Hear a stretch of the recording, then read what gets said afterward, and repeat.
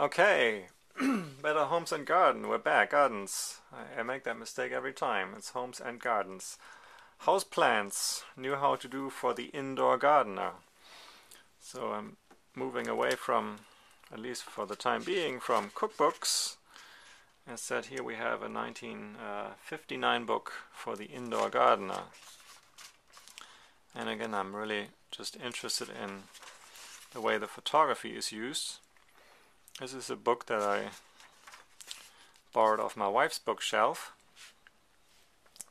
but it's an interesting example of the use of photography in a sort of strictly non-photographic context,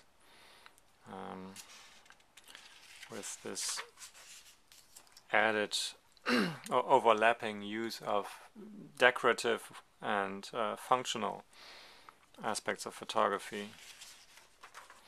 Some images, of course, are more functional than others, and for those loving diagrams, there is no shortage of diagrams in the book.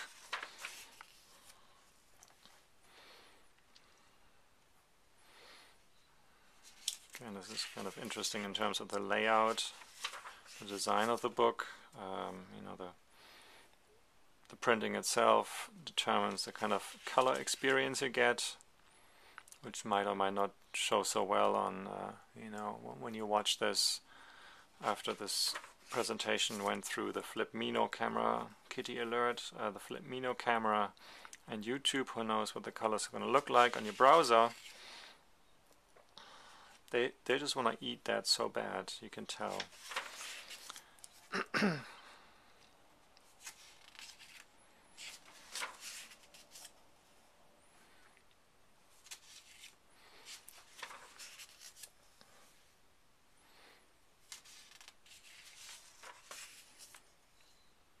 So not all images are in color. Here's some black and white photographs.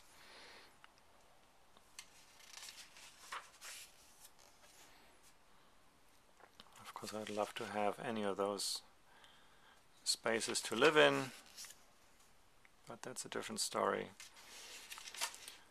So there's a lot of, I think there are a lot of things to be learned about photography from looking at these kinds of books, cookbooks, old cookbooks, even new cookbooks, just to see how, images were used, even how they're composed, even sort of design-wise,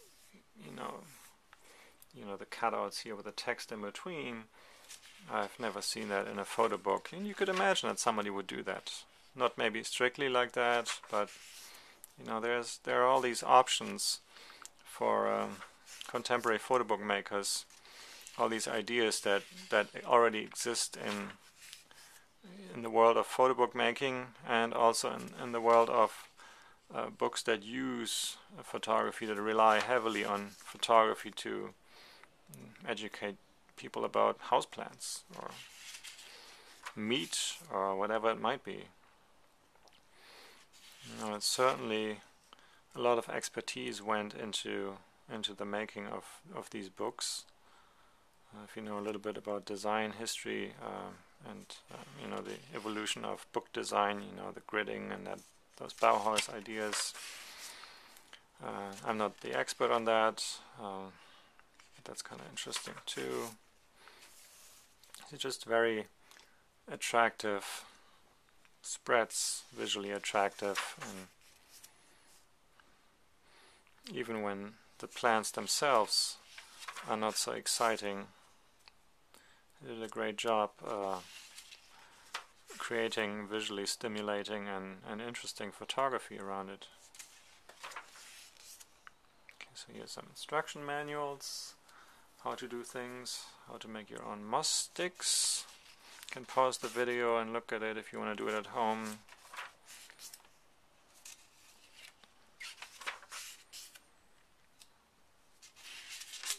Just to give you an idea of what this looked like.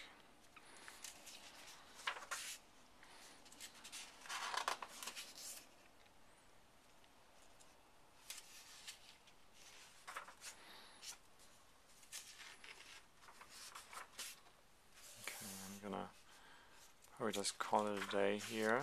Oh, no, wait, we're going to look at the cacti.